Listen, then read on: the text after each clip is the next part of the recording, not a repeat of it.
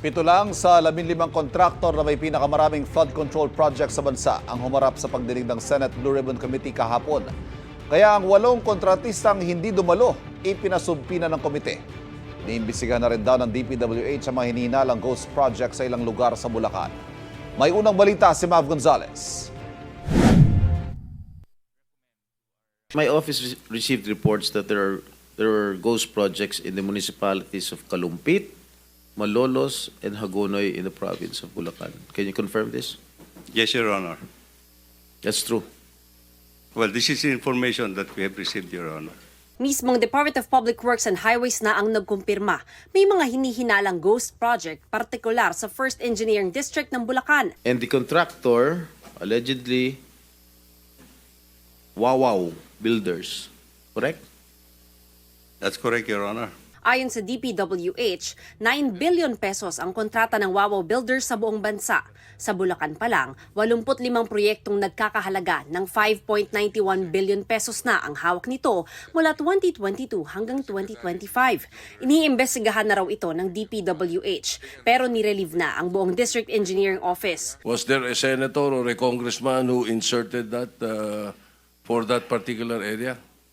Well, we'll just have to find out, Your Honor. Walang dumalo mula sa Wawaw Builders sa pagdinig ng Senate Blue Ribbon Committee. Dahil dito, ipinasabpina ang Wawaw Builders at 7 pang kontraktor sa flood control projects na hindi dumalo sa pagdinig.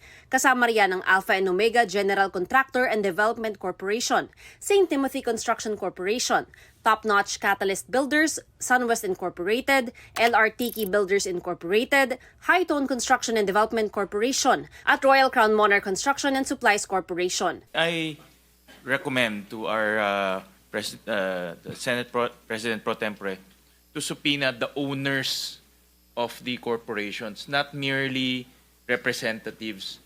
Kasi subukan na natin dito yan, pag representatives, wala hong isasagot ho yan. Si Senador Win Gatchalian, isiniwalat na may mga kontraktor na nakakuha ng bilyong-bilyong pisong halaga ng flood control projects kahit pa mababa ang kanilang kapital. Ang MG Samidan Corporation halimbawa, 250,000 pesos lang ang paid-up capital pero mahigit 5 bilyong piso ang kontrata sa gobyerno. Ang QM Builders naman, 1.25 million pesos ang paid-up capital pero mahigit 7 billion pesos ang nakuhang kontrata. QM Builders, ang kanyang contract is 7.3 billion. Pero ang kanyang capitalization is 1.2 million. So ang punto ko ho, meron ho talagang mga tao na linalaro po yung pre-qualification stage. Sagot ng may-ari ng QM Builders, 2 ang kumpanya nila. Isang hardware store at isang construction na pareho ang pangalan. Siguro raw para sa hardware store ang nakuhang financial statements ng senador. Ang sinasabi niya, meron siyang 40 billion pesos. Yung NFCC, kinocompute ng times 15 yon, Mr. Chair. Halimbawa, may 1 billion ka sa bangko. Pwede ka sa 15 billion. Kaya kami montrata hanggang 40 billion. Pero uminit ang ulo ni Blue Ribbon Committee Chairman Senador Rodante Marcoleta nang sabihin ng QM Builders na wala pa silang nagawang proyekto sa gobyerno. Hindi ka pa nakagawa ng project? Hindi pa kasi yung nag-asawa ko ng 1991, nag-upisa kami sa hardware. Yung maliit na hardware, nagtitinta lang bambo, mga ganun eh. Mga Bakit nasama ka sa 15 contractors sa listahan ng Pangulo? Gumawa na tayo ng flood control projects. O ngayon gumawa ka na naman. Ano ba talaga yung totoo? Baka hindi ka makauwi sa araw na ito. Nagsisinungaling ka na naman eh. Sinabi mo, hindi ka pa nakapag-umpisa eh. Meron akong hawak na martilyo rito, sinasabi ko sa'yo. Mr. Chair. Huwag kang tatawa-tawa kasi hindi nakakatawa ito ha. Mr. Chairman. Dito lang nagsisinungaling ka na eh. Sa huli, pinasumite na lang ng komite ang financial statements ng kumpanya.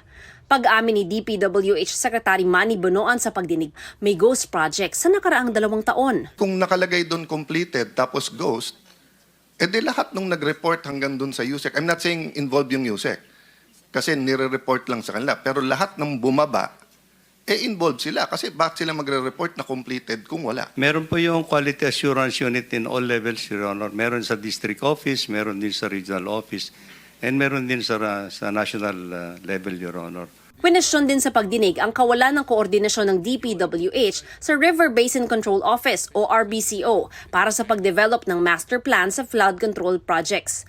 Unfortunately, Your Honor, I think this is one of the challenges that we have to face. I admit, Mr. Chairman, that we have not had any significant coordination at this point in time. You started from the wrong foot. Kumbaga, yung palang pinaka susi ng lahat ng ito. Gawa na kayo ng gawa ng project, DPWH. DBM, bigay ng pundo. Pero yung opisina na mayroong pananagutan na na-integrate, i-connecta lahat ng inyong ginagawang flood control. Natutulog pala, hindi pala nyo kinukonsultan, hindi pala kayo magkakakilala. Sabi pa ni Bonoan, wala raw feasibility studies ang flood control projects. Ang meron lang ay project impact analysis. Pinapa-reallocate ni Senador Bam Aquino ang 243 billion pesos na pondo para sa flood control sa 2026 national budget papunta sa mga munisipyong tukoy na madalas bahain. Pagdating po sa flooding, yung mga lugar na may flooding talaga, I would guess meron po kayong expertise kung saan talaga yung totoong flooding sa Pilipinas. Magsabit tayo, yung talagang totoong flood control, yung talagang flood control budget na talagang swak talaga sa pangangailangan ng tao. Iginiit naman ni Senador Mig Zubiri na walang magagawa ang Public Works at Budget Departments kung magpasok ng kung ano-anong proyekto ang mga mambabatas at maisabatas ang national budget. Paglabas po ng budget, iba nang itsura ng budget, wala na po silang magagawa dahil batas po yan. Kailangan po nilang i-implement yun. That's the elephant in the room. Where are the sources of these funds? And let's expose it. Ito ang unang balita. Mav Gonzalez para sa GMA Integrated News.